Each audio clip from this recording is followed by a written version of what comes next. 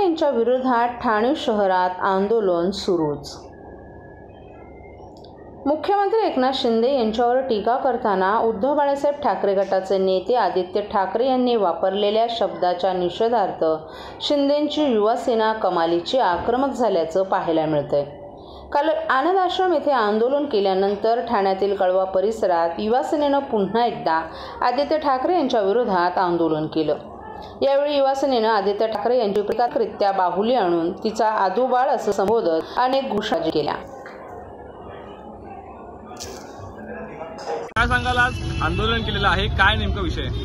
माननीय नामदार मुख्यमंत्री एकनाथजी शिंदे साहेब यांच्याबद्दल आदित्य ठाकरे यांनी जे खालच्या पातळीवर वक्तव्य केलं आहे त्याचा आम्ही कळवा शहर युवा सेनेतर्फे जाहीर निषेध करीत आहोत। आदित्य ठाकरे हे सध्या माननीय नामदार मुख्यमंत्री एकनाथजी शिंदे यांच्या संदर्भात, डॉक्टर श्रीकांत शिंदे यांच्या संदर्भात नेहमीच बरळ ओकळत असतात। त्यांनी स्वतःला सांभाळावं, स्वतःचं तोल घासरू देऊ नये ही त्यांनी स्वतःची काळजी घ्यावी। ते अजून बाळ आहेत, त्यांनी अजून घरातच राहावं, घर सांभाळावं पहिला, मग राजकारणात पडावं। राजकारणात अजून त्यांना नॉलेज नाहीये। ज्या एकनाथ शिंदेंनी शिवसेना वाढवली, शिवसेना गावागावात पोहोचवली, दिघे साहेबांनी जशी शिवसेना वाढवली होती, सांभाळली होती, त्यांचाच वारसा माननीय नामदार एकनाथजी शिंदे चालवत आहेत। एकनाथजी शिंदे कोल्हापूर, सांगली महापूर असो, अलिबागचं वादळ असो, कुठेही असो, पहिली मदत ठाण्यातून जायची। हे सगळे ठाकरे परिवार हे सगळे घरात बसून आपल्या उंटावरून शेळ्या हाकायचे। एकनाथ शिंदे साहेबांनी गावागावात जाऊन शिवसेनेची मदत पोहोचवली। काही कुठेही संकट आलं, महाराष्ट्रात कुठेही संकट आलं, पहिली मदत ठाण्यातून पहिले गाडी, कार्यकर्ते सगळे निघायचे, गाड्या पटापट निघायच्या। आम्ही कुठलाही विचार न करता साहेबांचा आदेश आलो की पटापट शिवसेनेचं कार्य समजून आम्ही पटापट निघायचो आणि गावागावात मदत पोहोचवायचो। आमच्या घरच्यांना वेळ न देता आम्ही शिवसेनेसाठी कार्य करायचो। याचा कुठेही विसर पडलेला दिसतो या लोकांना। आणि एकनाथ शिंदेबद्दल, डॉक्टर श्रीकांत शिंदेबद्दल काही बरं ओळखत आहेत, यांना कुठेतरी शरम वाटली पाहिजे। आदित्य ठाकरे, आदित्य ठाकरे। या ठिकाणी आज तुम्ही एक भावली देखील आणलेली आहे, त्याविषयी काय सांगाल? भावल्याचा उद्देश असा आहे की हे त्यांचं एक प्रतीक आहे, हे आदित्य ठाकरे यांचं प्रतीक आहे। अजून ते मॅच्युअर झालेले नाहीयेत राजकारणात, हे त्याचं प्रतीक आहे। त्यांनी थोडंसं पहिले अगोदर मॅच्युअर व्हावं, कोणाशी कसं बोलावं, आपल्यापेक्षा वयाने मोठे असलेल्यांशी कसं बोलावं, आपला तोल घसरू देऊ नये, त्यासाठी हे प्रतीक आहे भावल्याचं। सर्व नागरिकांना आवाहन करण्यात येत आहे की सध्या डासांमार्फत पसरणाऱ्या डेंग्यू या आजाराचा प्रसार रोखण्यासाठी प्रत्येकाने पुढील प्रमाणे कार्यवाही करावी। डेंग्यू आजार एडिस इजिप्ती हा डास चावल्याने होतो। या डासांची पैदास साचलेल्या किंवा साचवलेल्या स्वच्छ पाण्यामध्ये होते। 8 दिवसांपेक्षा जास्त दिवस पाणी उघडे व साचून राहिल्यास त्यात डास अंडी घालतात। अंड्यांच्या अळ्या तयार होऊन पुढे डास तयार होतात। यासाठी आपल्या घरातील पाणी साठे, उदाहरणार्थ बॅरल्स, पिंपे, टाक्या, हौद, रांजणे इत्यादी दर आठवड्याला रिकामे करून घासून पुसून कोरडे करून पुन्हा भरावे। 1 दिवस कोरडा दिवस म्हणून पाळावा। पाणी साठ्यांना घट्ट झाकणे बसवावीत किंवा जुनी साडी, चादर, धोतर यांनी बांधून झाकून ठेवावीत, म्हणजे डास त्यात जाऊन अंडी घालणार नाहीत। घराच्या गच्चीवर, आजूबाजूला, अंगणात कोठेही पाणी साचू देऊ नये। भंगार सामान उघड्यावर टाकू नये, उदाहरणार्थ टायर्स, प्लास्टिक सामान, कुंड्या, टाकाऊ वस्तू इत्यादी। अशा सामानात पावसाचे पाणी साठून त्यात डेंग्यूच्या डासांची पैदास होते। घरातील कूलर्स, फ्रीजच्या पाठीमागील ट्रे हे देखील वेळोवेळी कोरडे करावेत। लक्षात ठेवा, नुसत्या फवारणीने डास घनता कमी होत नाही, तर त्यासाठी डास पैदास ठिकाणे नष्ट करणे ही आपल्या सर्वांची जबाबदारी आहे। कोणताही ताप अंगावर न काढता जवळच्या शासकीय रुग्णालयात मोफत औषधोपचार घ्या। अशा प्रकारे नागरिकांनी सहकार्य केल्यास डेंग्यूचा प्रसार रोखणे सहज शक्य आहे।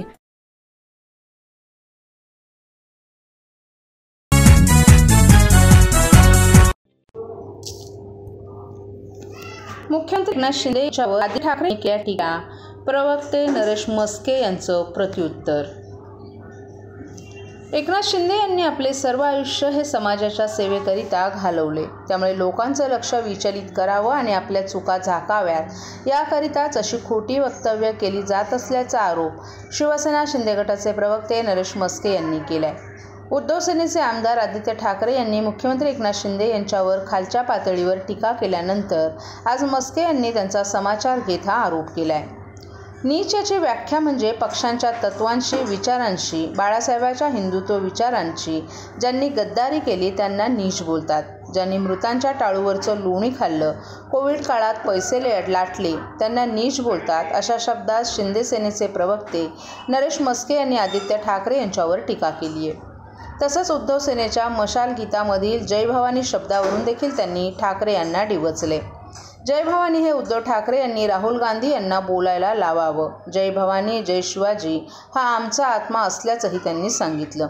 तर संजय राऊत यांना मुख्यमंत्री व्हायचं होतं म्हणून हिंदुत्ववादी विचारांना तिलांजली देऊन त्यांनी उद्धव ठाकरे यांचा बळी दिला अशी टीकाही त्यांनी केली. आम्ही पक्ष फोडला नाही, ओरिजिनल नाव पक्ष आणि विचार आम्हालाच मिळाले. उरलेली उद्धव ठाकरे सेना आहे. त्यांनी आत्तापर्यंत सरकार पडणार म्हणून तारखा दिल्या होत्या, परंतु हे सरकार खंबीर असल्याचं देखील त्यांनी सांगितलं. विरोध केला नाही. मला या संदर्भात आणि निरुपम आणि वाईकर किंवा आणखी काही गोष्टी असतील मला यातलं काही माहिती नाही आहे. मी त्यांचं ट्विट पण अजून पाहिलेलं नाही आहे आणि निरुपम आणि यांचा विषय पण नाही आहे. त्याच्यामुळे त्यांचं ट्विट आमच्या विरुद्ध असेल असं मला नाही वाटत आहे. निरुपम आमच्या शिवसेनेत नाही आहे, शिवसेनेत प्रवेशही त्यांनी घेतलेला नाही अजून. त्यामुळे नक्की ते कोणासंदर्भात बोलले असतील मला त्याची कल्पना नाही. सर, जय भवानी शब्द हा वगळला गाण्यातला, त्यामुळे खूप मोठ्या प्रमाणात नाराजी व्यक्त ठाकरे गटाकडनं दिसते. हे बघा, निवडणूक आयोग, त्याचे नियम, हे सर्व गोष्टी निवडणूक आयोगाच्या ज्या काही कॅटेगरीमध्ये त्यांच्या चौकटीत ज्या असतात, शिवसेना असेल किंवा भाजप असेल, कोणी जय भवानी शब्द वगळा म्हणून सांगितलं नाही आहे.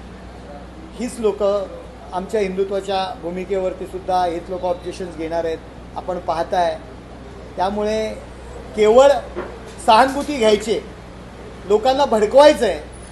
लोकांना माहिती आहे की काँग्रेसच्या वळचणीला जाऊन बसलेले आहेत.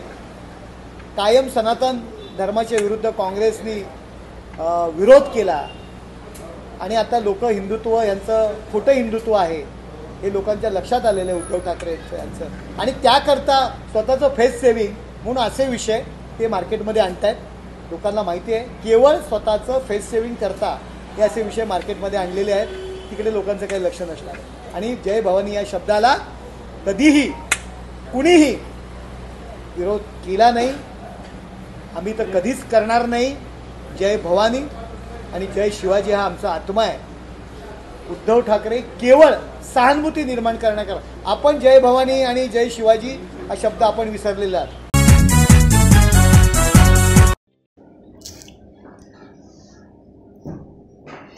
फळपिकांच्या क्षेत्र विस्तारावर भर देण्याचं सांगत कृषी संलग्न खरीप पूर्व हंगामाच्या नियोजनाचा ठाणे जिल्हाधिकाऱ्यांनी घेतला आढावा.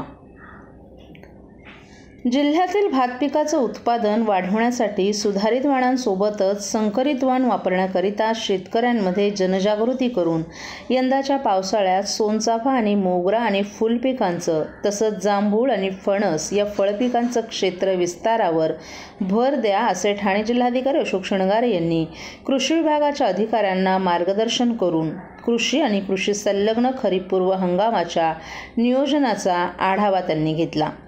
खरीप पूर्व हंगाम नियोजन आढावा बैठक आज शृंगारे यांच्या अध्यक्षतेखाली जिल्हाधिकारी कार्यालयात पार पडली. ठाणे जिल्हा परिषदेच्या मुख्य कार्यकारी अधिकारी छाया शिसोदे, अतिरिक्त CEO डॉक्टर रुपाली सातपुते, जिल्हा अधीक्षक कृषी अधिकारी दीपक कुटे, जिल्हा परिषदेचे कृषी विकास अधिकारी रामेश्वर पाचे आदी अधिकारी कर्मचारी उपस्थित होते. खरीप हंगामाच्या दृष्टीनं जिल्ह्यातील प्रमुख पिकांचं तसंच पौष्टिक तृणधान्यांचं क्षेत्र आणि उत्पादकता वाढवण्यासाठी या बैठकीत चर्चा झाली. त्यासाठी गुणवत्तापूर्ण आणि दर्जेदार बियाणं आणि खतांचा वेळेवर पुरवठा व्हावा यासाठी संबंधित निविष्ठा पुरवठादारांना शृंगारे यांनी निर्देश दिले. बियाणे आणि खतांच्या गुणनियंत्रणासाठी वेळेवर नमुने काढून तपासणीसाठी प्रयोगशाळेकडे पाठवण्याच्या सूचनाही त्यांनी यावेळी दिल्या. शेतकऱ्यांकडून प्राप्त होणाऱ्या तक्रारींचं त्वरित निराकरण करा. भात पिकाचं उत्पादन वाढवण्यासाठी सुधारित वाणासोबतच संकरित वाण वापरण्याबाबत शेतकऱ्यांमध्ये जनजागृती करण्याच्या त्यांनी सूचना दिल्या. तसंच भात पिकाच्या शाश्वत उत्पादन वाढीकरिता सुगुणा भात लागवड तंत्रज्ञान पद्धतीचा जास्तीत जास्त क्षेत्रावर अवलंब करावा. शाश्वत उत्पादन विषमुक्त अन्नधान्यासाठी सेंद्रिय आणि नैसर्गिक शेतीखालील क्षेत्र वाढवण्यासाठी या बैठकीत मार्गदर्शन करण्यात आलं. तर बांबू लागवड पर्यावरणपूरक असल्यानं जास्तीत जास्त क्षेत्रांवर बांबू लागवड करा. सोनचाफा आणि मोगरा या फुलपिकांचं, जांभूळ आणि फणस या फळपिकांचं क्षेत्र विस्तारावर भर द्या. विविध राष्ट्रीयकृत ग्रामीण सहकारी बँकांच्या माध्यमातून शेतकऱ्यांना वेळेवर कर्ज पुरवठा होण्याकरिता नियोजन करण्याचे निर्देशही जिल्हा अग्रणी बँक व्यवस्थापक आणि संबंधित बँक प्रतिनिधींना शिणगारे यांनी यावेळी दिले.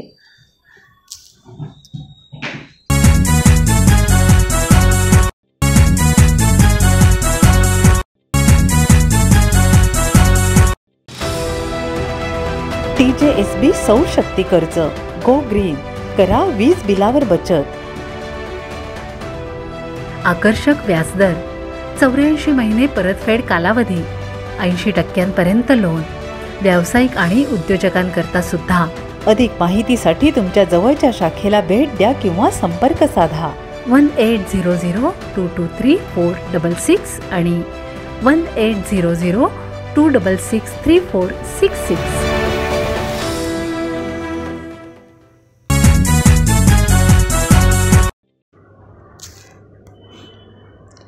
संजय भोईर यांच्या पाठपुराव्यानंतर कापूरबावडी कोलशेत ढोकाळी रोड वाहतुकीसाठी पुन्हा खुला. वाहतुकीला शिस्त लावण्याच्या नावाखाली गेल्या 1 वर्षांपासून कापूरबावडी खालून कोलशेत ढोकाळी जाणारा उजवीकडील मार्ग प्रशासनानं भिंत घालून बंद केला. स्थानिक नागरिकांच्या तक्रारींची दखल घेऊन माजी स्थायी समिती सभापती संजय भोईर यांनी मुख्यमंत्री एकनाथ शिंदे, पालिका आयुक्त आणि वाहतूक विभागाच्या उपायुक्तांकडे पाठपुरावा केल्यानंतर आज अखेर भिंत JCBच्या साहाय्यानं हटवून हा मार्ग वाहतुकीसाठी खुला केलाय. हा मार्ग पूर्ववत झाल्यानं स्थानिक नागरिकांनी संजय भोईर यांचे आभार मानलेत. ठाणे शहरातील वाहतूक कोंडी सोडवण्यासाठी तसंच वाहतुकीला शिस्त लागण्यासाठी मागील वर्षी ठाणे शहरातील अनेक रस्त्यांवर बदल केले. कापूरबावडी पुलाखालून कोलशेत ढोकाळीकडे जाणारा उजवीकडील मार्गही वाहतूक विभाग आणि ठाणे महानगरपालिका प्रशासनानं बंद केला होता. हा मार्ग बंद झाल्यानं कोलशेत, ढोकाळी, मनोरमा नगर, मानपाडा, आझाद नगर, ब्रह्मांड आणि लोढा अमायरा येथील सुमारे 2.25 लाख रहिवाशांची यामुळे फरफट होती. हा मार्ग बंद झाल्यानं हायलँड अथवा बाळकुम येथील राममारुती रोडनं रहिवाशांना प्रवास करावा लागत होता. परिणामी या रस्त्यावर देखील प्रचंड वाहतुकीची कोंडी होत होती. कापूरबावडी पुलाखालून कोलशेत ढोकाळीकडे जाणारा हा मार्ग जरी बंद केला असला तरी कापूरबावडीच्या विरुद्ध दिशेनं या मार्गावर अनेक जण वाहतूक प्रवास करत असल्यानं कापूरबावडी येथे वाहतूक कोंडी पूर्वीप्रमाणेच होत होती. तसंच वयोवृद्ध नागरिक, महिला आणि शालेय मुलांना यामुळे नाहक त्रास सहन करावा लागत होता. तर अपघाताचीही भीती होती.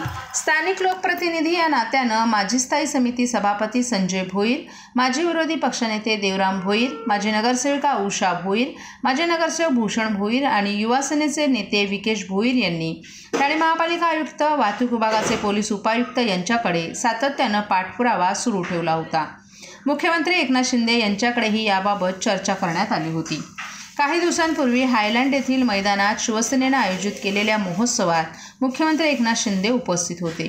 तेव्हाही संजय भोईर यांनी हा रस्ता खुला करण्याची मागणी केली होती. आज अखेर संजय भोईर यांच्या पाठपुराव्यानंतर हा रस्ता खुला करण्यात आलाय.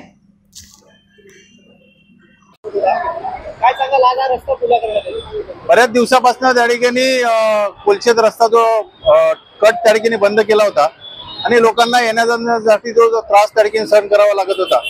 ज्या दिवसापासून हा कट बंद त्या ठिकाणी करण्यात आला त्या दिवसापासून आम्ही जो पाठपुरावा करत होतो आणि माननीय मुख्यमंत्र्यांशी आम्ही सतत त्या ठिकाणी चर्चा करून आज मला तर वाटतं की 10-15 वेळेस त्या ठिकाणी आम्ही चर्चा केली आणि त्यांना व्यवस्थित परिस्थिती त्या ठिकाणी समजून सांगितली की बाबा ह्या कट मुलं त्या ठिकाणी लोकांना ट्रॅफिकचा सामना करावा लागतो आणि त्यामुळे त्या ठिकाणी लोकांना येण्या जाण्यासाठी जो त्रास त्या ठिकाणी सहन करावा लागतो.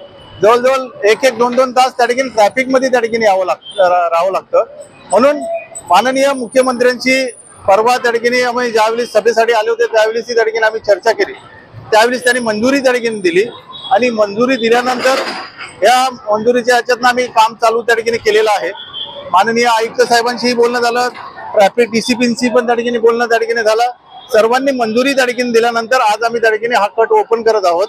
आणि लोकांची मागणी होती की बऱ्याच दिवसापासूनची मागणी होती की बाबा हा कट त्या ठिकाणी आम्हाला खोलून द्या, आम्हाला येण्यासाठी त्या ठिकाणी रस्ता अडचणीचा वाटतो, त्या ठिकाणी आम्हाला हायलँड मार्गे त्या ठिकाणी जावं लागतो किंवा दोस्तीच्या इथनं त्या ठिकाणी आम्हाला जावं लागतं.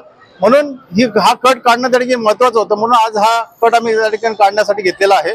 बरेचसे लोक त्या ठिकाणी कालपासून अशी अफवा पसरवायचं त्या ठिकाणी चालू झाला की आम्ही त्या ठिकाणी प्रयत्न केला, पण प्रयत्न त्या ठिकाणी आम्ही जे केलं त्याला आम्हाला यश त्या ठिकाणी आलेलं आहे.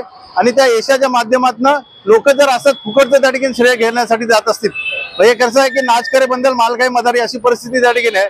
आणि जो प्रयत्न त्या ठिकाणी चालू आहे की त्या प्रयत्नाला त्या ठिकाणी कुठेतरी आम्ही केलं हे दाखवण्याचा जो प्रयत्न आहे तो त्या ठिकाणी चुकीचा त्या ठिकाणी दिसतो. आम्ही जे मेहनत त्या ठिकाणी केलेली आहे ती जी मेहनत त्या ठिकाणी आणि सर्वांना माननीय मुख्यमंत्र्यांना त्या ठिकाणी कन्व्हिन्स आम्ही केलेला आहे. त्यामुळे हा कट आम्हाला त्या ठिकाणी खोलण्यासाठी यश त्या ठिकाणी प्राप्त झालेला आहे. आणि आम्ही सर्वच जी जनता त्या ठिकाणी आहे, आज बघितलं असेल आपण सर्वांनी की लोक त्या ठिकाणी किती उत्साहाने त्या ठिकाणी आलेले की हा कट त्या ठिकाणी ओपन होईल या माध्यमातून ही जो सर्व लोक त्या ठिकाणी आलेले आहेत. म्हणून मी माननीय मुख्यमंत्री साहेबांचं, माननीय प्रताप सरनाईक साहेबांचं, डीसीपी साहेबांचं आणि ठाणे महानगरपालिका कमिशनरचं मी मनापासून त्या ठिकाणी धन्यवाद मानतो की आम्हाला हा कट त्या ठिकाणी ओपन करून दिला आणि आम्हाला सुटकेचा श्वास त्या ठिकाणी घेता येईल अशा लोकांना त्या ठिकाणी आपण हा कट त्या ठिकाणी आज आम्ही काम चालू केलेलं आहे.